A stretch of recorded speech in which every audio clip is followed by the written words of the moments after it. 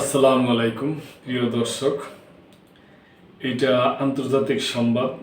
যুক্তরাষ্ট্র, চীন, ভারত, রাশিয়া, পাকিস্তান ও এই সমস্ত বিভিন্ন দেশ নিয়ে সংবাদ।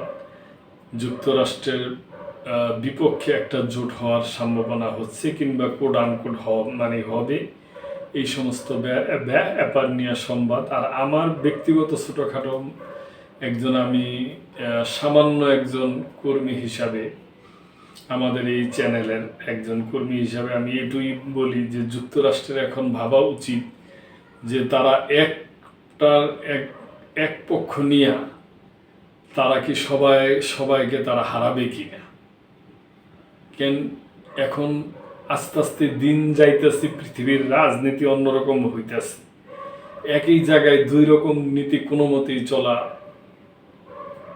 যায় না। আপনারা জানেন যে প্রিয় দর্শক, আমি কোন বিষয়ে বলতে চাই।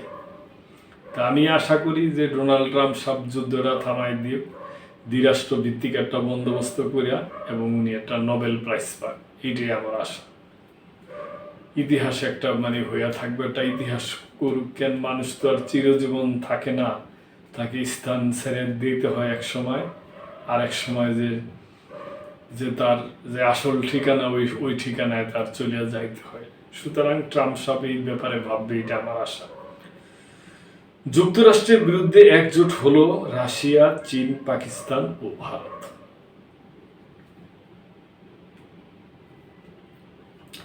আফগানিস্তানের বাগরাম বিমান ঘাঁটি নেওয়ার জন্য মার্কিন প্রেসিডেন্ট ডোনাল্ড ট্রাম্প বেশ কিছুদিন ধরেই চাপ সৃষ্টি করেছেন।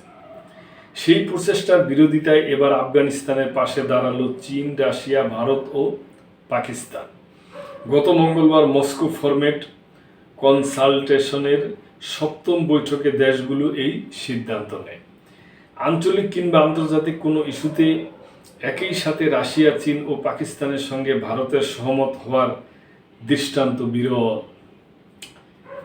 ভারত এমন সময়ে এই সিদ্ধান্ত নিল যখন তালেবান শাসিত আফগানিস্তানের পররাষ্ট্রমন্ত্রী আমির খান সরকারি সফরে নয়াদিল্লিতে আছেন।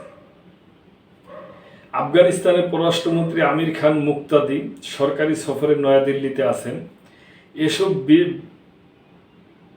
এসব দেশ আফগানিস্তান এবং প্রতিবেশী রাষ্ট্রগুলিকে সামরিক অবকাঠামো মোতায়েনের প্রচেষ্টাকে অগ্রহণযোগ্য বলে বর্ণনা করেছে।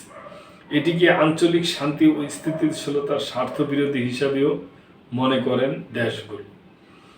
আফগানিস্তান থেকে মস্কো ফরম্যাট কনসালটেশনে যোগ দিয়েছেন আমির খান মুক্তাকি।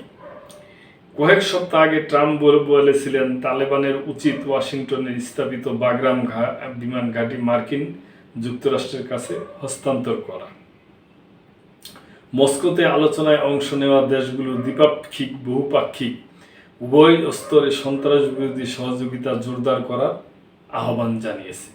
ভারত, রাশিয়া, চীন এবং পাকিস্তান ছাড়াও বৈঠকে ইরান, কাজাখস্তান, কিরগিজস্তান, তাজিকিস্তান এবং উজবেকিস্তান অংশ নিয়েছিল। দেশগুলো আফগানিস্তানের সঙ্গে এই অঞ্চল এবং এর বাইরে দেশগুলির সাথে অর্থনৈতিক সম্পর্কের প্রয়োজনীয়তার কথা উল্লেখ করেছে। তো প্রিয় দর্শক, এখানে আমি আমার ব্যক্তিগত অবজারভেশন আমি এটুকুই বলবো যে যুক্তরাষ্ট্র যেন যাওয়াই কিছু করে ভেবেচিন্তেই করে। তার কারণ এখন যদি একটা দেশ বলে যে যুক্তরাষ্ট্রের ওই ঘাঁটিটা আমাদের দেওয়া হোক, এটা তারা দিবে কি না, এটা তাদের ওই ব্যাপারে তাদের বিবেচনায় আনা উচিত। তো প্রিয় দর্শক, এই ব্যাপারে আপনাদের যদি কোনো কিছু বলার থাকে, মূল্যবান মন্তব্য অবশ্যই করবেন এবং লাইক, শেয়ার, কমেন্ট করে সাবস্ক্রাইব করে মেম্বারশিপ হয়ে আমাদের পাশেই থাকবেন। আল্লাহ হাফেজ।